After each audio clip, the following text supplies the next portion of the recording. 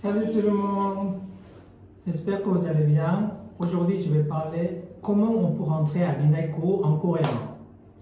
Du coup, aujourd'hui, j'ai invité Mélanie, qui est une étudiante INALCO en coréen. Est-ce que tu peux te présenter? Oui. Alors bonjour, je m'appelle Mélanie, j'ai 22 ans et je suis en première année de licence de coréen à l'INALCO. Pourquoi tu as choisi INALCO parmi les Les autres quelques écoles universités? Parce que l'INALCO c'est la meilleure, c'est la mieux réputée de France. C'est la meilleure école de langue de coréen en fait. Qu'est-ce qu'on doit faire pour rentrer à l'INALCO? Est-ce que c'est dur? En fait, on postule à peu près comme dans toutes les universités par Parcoursup. C'est un site pour s'inscrire dans les universités et on doit faire une lettre de motivation, on doit donner ses notes de bac et ses notes de terminale du lycée en fait. Et il se base sur tout ce qui est notes anglais, français, histoire, géographie, sur tout ce qui est littéraire en fait.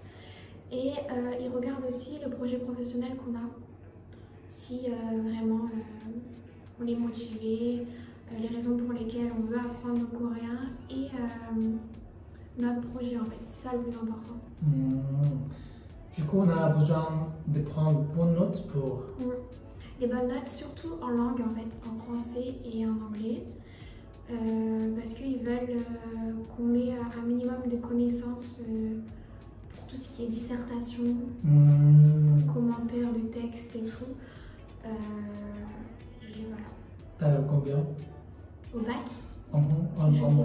Je sais pas. J'ai pas mes notes, mais je dois avoir... en français, je dois avoir 13. En anglais, je dois avoir 17. Oh, c'est une bonne note. Oui, je parle très bien anglais. Après, j'ai des... Ouais, c'est surtout anglais, français, histoire, géo. Après, maths, ils s'en foutent. Du coup, pour rentrer à l'INALCO, c'est être fort en il faut langue. être bon étudiant, une bonne note. Ouais, bonne note. Après, si les gens ont des mauvaises notes en maths, tout ça, c'est pas très grave. Ils regardent surtout les langues. Français, anglais, tout ça. Ok. Est-ce que tu as des astuces pour écrire la motivation? Alors, je pense que tout le monde fait pareil, mais on prend des exemples sur Internet. Parce que sur Internet, en fait, il y a des expressions basiques qui passent partout. Et en fait, il faut vraiment mettre ce qu'on veut vraiment faire en rapport avec la Corée et notre vrai projet professionnel. Il ne faut pas se contenter de dire qu'on aime la Corée et qu'on va apprendre le coréen. Il faut vraiment approfondir sa volonté de faire partie de la licence en fait. Du coup, tu as écrit quoi comme le projet? Moi, j'ai dit que je voulais vraiment travailler en Corée. Avec l'intention de travailler dans la traduction et de faire la relation entre la France et la Corée. Enfin, j'ai pas du tout dit que je voulais apprendre le coréen grâce à la K-pop, tout ça. Ça, c'est quelque chose qu'il faut éviter de mettre dans la lettre de motivation parce que c'est un peu éliminatoire en fait. Les personnes de l'école sont très exigeants sur la lettre de motivation. Donc voilà, moi ce que j'ai dit c'est plus mon projet professionnel, ce que je voulais vraiment faire en Corée. Il y a combien de candidats pour chaque année? Chaque année, il y a à peu près 1500 personnes qui demandent d'entrer à l'INALCO pour une moyenne de 250 places. Voilà. Du coup, à peu près 1000 personnes 1500. 1500 sont refusées. 1400 personnes sont refusées. Parce qu'il y a les redoublant aussi. Il faut laisser de la place aux redoublant. Donc sur les 1500 personnes, il y en a peut-être 1350, 1400 qui sont refusées. Sur les 1500. Félicitations. Merci. Du coup, à part le cours à l'INALCO, est-ce que tu fais quelque chose d'autre pour apprendre le coréen? Oui, alors j'ai plein de livres d'apprentissage de coréen et bon, j'ai des amis coréens qui m'aident un petit peu. Bon, la plupart du temps, je parle en anglais, mais ils essayent quand même de temps en temps de me faire parler en coréen parce que le souci, c'est qu'à l'INALCO, on ne fait pas assez d'oral. On fait beaucoup d'écrits, ils nous font beaucoup écrire en coréen, mais pas assez, ils ne font pas assez parler coréen. Donc je sais très bien écrire, mais parler c'est un peu plus compliqué. Donc je me débrouille toute seule en fait.